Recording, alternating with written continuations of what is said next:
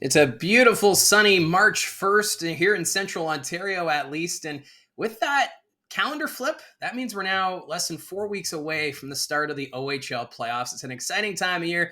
Teams still trying to clinch playoff spots. There's a few playoff position battles going on, especially in the Eastern Conference. Things are really tight right now.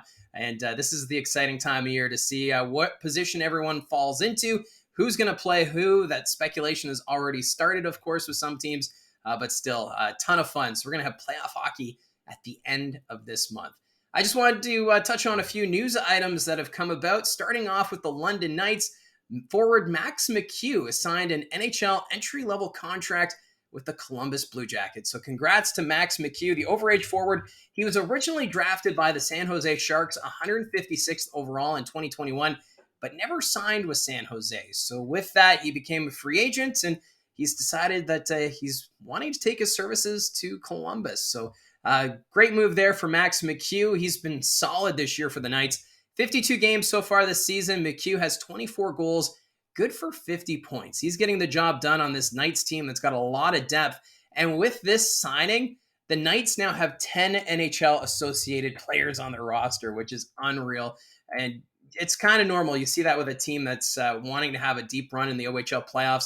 They tend to have quite a few NHL associated players, and London right now, no exception.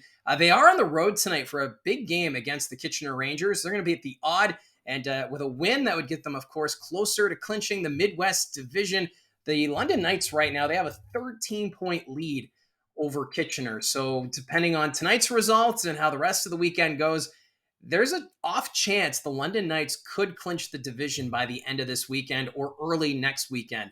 But we'll have to wait and see, I'm sure, for the Kitchener Rangers on home ice, wanting to have some revenge after some of the results they've had over the last few weeks. Now, shifting the focus to the Kitchener Rangers, they're going to be taking on the Kingston Frontenacs Friday afternoon. And what's really cool is they're continuing the annual Potato Night, which was started by the late Don Cameron. Of course, Don Cameron, the longtime radio voice for the Kitchener Rangers, he started this campaign in support of the House of Friendship and food banks in the KW area. And this campaign, it's kind of moved away from actually collecting potatoes, because Don Cameron, he's got ties to Prince Edward Island, and that province, of course, known for their potatoes. So he brought that to Kitchener when he was broadcasting the games and wanted to bring in potatoes to feed those families in need. So they're not actually collecting potatoes as the main focus. They're wanting to collect monetary donations, but still, it's great to see that the Kitchener Rangers organization keeping the memory alive of Don Cameron. And for me, myself, I grew up when I was a kid, I was cheering for the Kitchener Rangers. So I would tune into the Rangers radio broadcasts. And, Don Cameron, he was a classic broadcaster and someone who I got to meet when I covered the Kitchener Rangers for a couple of seasons. And he was always open to having conversations, easy to talk to, and just loved talking about the game of hockey, very personal. So I just wanted to throw this on here because I think it's really cool that the Kitchener Rangers are continuing that tradition that was started by Don Cameron. And the last news item to talk about, the Barrie Colts arena lease. Talks between the city of Barrie and the Colts organization, they have been ongoing. And this past week at City Council, they've decided to extend the lease till April 30th. So no final agreement has been made yet. So the current deal that they keep extending, it expired at the end of last season. So they're still trying to iron things out. It was all extended to the end of February, but of course, that deadline has now come and gone. So it gives them more time to discuss this lease agreement for the Barrie Colts at the Saddlein Arena.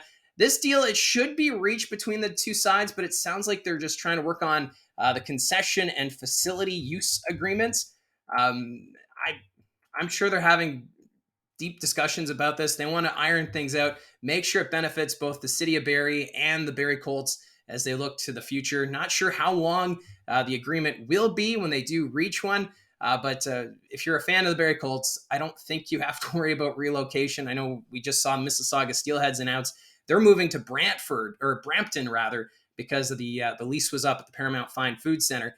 That's not the case here with the Barrie Colts. They're still working with the city. I know there's been some discussions that were out in the public about revenue and whatnot. Not going to get into those details, but I just wanted to talk about, just to let you know, that lease has been extended. Talks are ongoing.